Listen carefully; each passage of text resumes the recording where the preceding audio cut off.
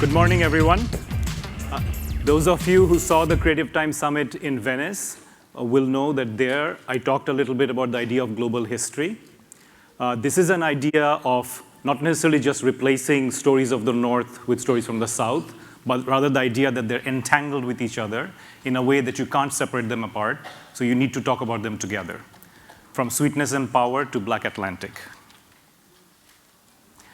In Venice, I talked about the first film in the series The Young Man Was, which was called United Red Army, and I spoke about how there was an intimate entanglement between Japanese hijackers, Palestinian liberation, American hostages, and a Bangladeshi negotiator. Today, I'll speak about the Creative Time-supported film Last Man in Dhaka Central, where the central protagonist is a Dutch man and activist, even though this is also a story about the global South. So my name became Revo Conti as a pseudonym to write in Dutch newspapers. Did anyone pick up what the name meant? I presume so, but it was not even discussed. It was not even discussed by the editors that I met at the time. So it was accepted. It was no problem at that time. Jij signeert je verhalen, geloof ik, met het pseudoniem Revo Conti, als ik het goed begrijp. Dat impliceert natuurlijk dat het door moet gaan, die revolutie, hè? Inderdaad, ja. De strijd gaat voor en ik hoop dat ik in de toekomst ook net zoveel steun en sympathie kan werpen als ik dus kan rekenen als ik tot nu toe heb kunnen doen, vooral dus namelijk gevangen. Maar je kunt natuurlijk niet verwachten dat iedere keer weer in ieder land dat je dan weer opnieuw vrijgelaten zal worden. Ik verwacht niet dat ik in iedere situatie dezelfde fouten zal maken als ik in Bangladesh gedaan. Je hebt dus geleerd? Ik denk het wel, ja. Zeker. The man in the pictures is Peter Custers, a Dutch academic who was doing a PhD at Johns Hopkins, and in 1973 decided to drop out and move to Bangladesh, first to document revolutionary left movements, and eventually to join them in the movement for proletarian unity. Peter was involved in setting up documentation of what the movement was all about. In 1975, there was a revolutionary uprising which sought to overthrow the Bangladesh government and install a socialist government. The movement collapsed, and a military government started arresting all underground leftist groups, which included Peter and his followers. I started becoming interested in the story of Peter because I was interested in what a Dutchman was doing in 1975 in Bangladesh with this idea of documenting everything. He considered himself an Asian, and he said so to me. He said, I spent a great deal of time being off there and speaking the language. Yet in all sorts of ways, he wasn't there, which wasn't perhaps possible to see in 1975, but became clearer later. In fact, his presence might have painted a target on the back of his comrades, because the presence of a European made it easier for the government to detect the cells in the underground at that time. Peter had a kind heart and a very trusting mind, and part of that trust was producing hundreds of typewritten documents about the movement members that he had met. Unfortunately, that became the evidence in the prosecution, which the military seized when he was arrested. In the 1970s, Bangladesh was a very special place. It had escaped from British colonization in 1947, and then it had escaped from Pakistani neocolonialism in 1971. A lot of the world thought that this was the future of a new form of socialism. Bangladeshi leaders went to non-aligned movement meetings. They talked about food security. The president met with Fidel Castro, and they made socialism part of the constitution. But this wasn't enough for many. More radical left groups opposed the government, including the Maoists, and formed cells that worked to overthrow the government. Among the many people interested in Bangladesh at the time were a group of European leftists who thought that this could be the place where they might discover the future of socialism. Especially after 1973 and Allende, they were looking for new places for potential success of the socialist project. There was a large Dutch contingent at that time, and Peter was actually living in the same apartment with some of them. The others went for different kind of paths. They became academics, they became NGO researchers. Two of his roommates, or two of the people he spent time with, later became leaders of what was then the new field of Bangladesh studies. Willem Schendel, who wrote The Definitive History of Bangladesh, and Jenneke Arens. But for Peter, his interests were always different.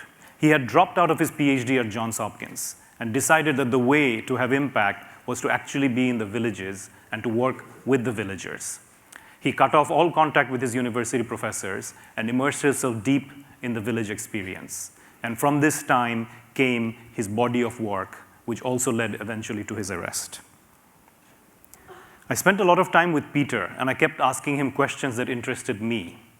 What did it mean to be the last man standing on the wreckage of a socialist utopia and looking back at the dreams that seemed so possible then, but seem so impossible now?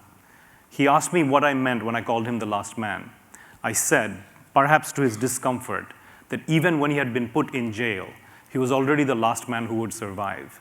Because even in 1975, it was known that a European would not be executed in prison. And so it was. He was jailed and tortured for a year, and the trauma of that resurfaced during the making of this film. But in the end, he was released. His Bangladeshi comrades were not so lucky. There is a tragic coda to the making of this film. The film premiered in Venice in May, and in June, Peter went to see it with his family and comrades. When he came back, he sent me detailed notes, including the words of a London comrade who described the film as not very radical. Peter said to me he didn't understand what was the point of showing it in front of what he called a Venice art audience. He wanted to know urgently when it would be shown in front of universities and activist audiences. In line with that wish, we had been planning screenings starting in Lisbon last month. And while the preparation for that was going on, he passed away suddenly of a heart attack in September, on September 4th of this year. I attended the funeral in the Netherlands and spent time with his family. And I think after that time, I was convinced even more that one of the things that bothered Peter the most was the failure of the revolutions he had been involved in. They weighed heavily on his mind and his heart. I think of Peter a lot because I think he was committed to a very particular kind of idea of a global society in which he saw socialism as a possibility that would unite North and South. I think he didn't come to Asia to teach or to lead, but he came to learn because he saw what was then called the Third World, and today we call the Global South, as the source of the potential energy that could lead to a socialist revolution that would actually work in that time or in now. I think we're all searching for ways and for things to be hopeful in a time of continuous violence, whether in Dhaka or in Beirut or in Paris. And I think of Peter a lot as someone who believed in this idea and in the end gave his life to this project, even in spite of any rewards. And I think of him as a way to think of the entanglement of North and South and to think of ways that we might get through this together. I think he would not like to think that he was the last man, but rather the first of many who could think of ways to forward the project of socialism, but in our way and in our time. Thank you.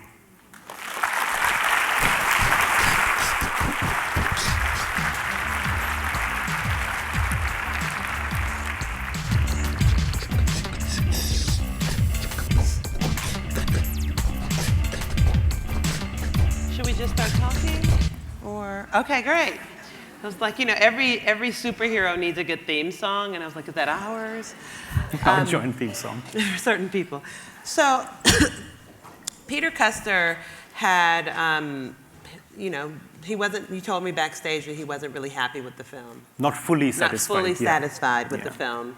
So maybe you could talk a little bit about that, because I think it's really important. Yeah, and it's an incomplete conversation, of course, because he passed away. I think. The film has many ambiguous moments, even though I end here with a more positive sort of conclusion. The film is not so positive, it's much more ambiguous, and he felt uncomfortable with that. I think he felt that even now, it was too soon to talk about the mistakes of the 1970s, because the mistakes are many, and they're on the part of the left. And he wanted it to be much more of an activist project. Right. And one of our debates was that for it to be an activist project, you actually have to talk about the mistakes and you have to embrace them. And I said to him once that I thought there was something quite productive in the form of tragedy as something that can actually generate energy and forward motion. Right. And I think he was worried that tragedy as a form will tell you not to try to do it again.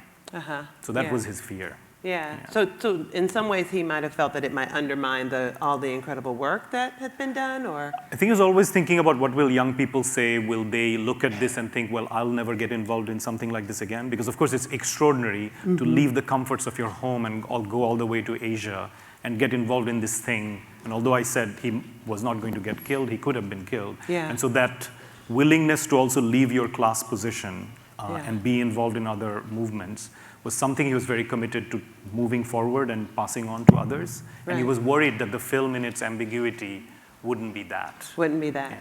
I recently saw the Black Panther film that I think a lot of people left, a lot of people that I was with left the conversation feeling like, whoa, they really peeled back the curtain.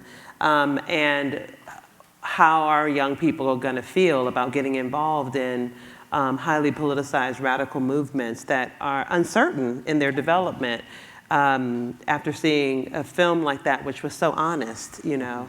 What are your thoughts about? I mean, I think this is going on a lot, you know, right now also with Yeah. university uprisings and people talking about what happened in the 60s and 70s and how even in moments of what seems like inevitable success, failure is pulled out of that and that becomes the inevitable thing.